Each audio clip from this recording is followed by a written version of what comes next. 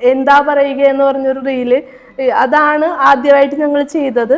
അത് ശരിക്കും ഞങ്ങൾ ഇവിടുന്ന് സിസ്റ്റേഴ്സ് എല്ലാവരും കൂടി തീർത്ഥാടനമായിട്ട് നടന്ന് കണ്ണമാലി സെൻറ്റ് ജോസഫ് ചർച്ചിൽ പോകാറുണ്ട്.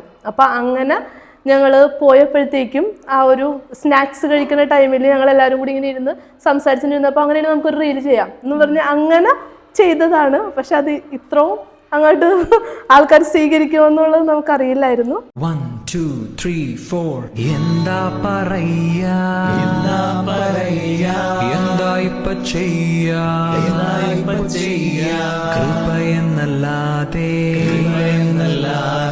എന്നാ പറയാനാന്നേ എന്താ പറയാ എന്താ ഇപ്പ ചെയ്യാ കൃപയെന്നല്ലാതെ എന്നാ പറയാനാ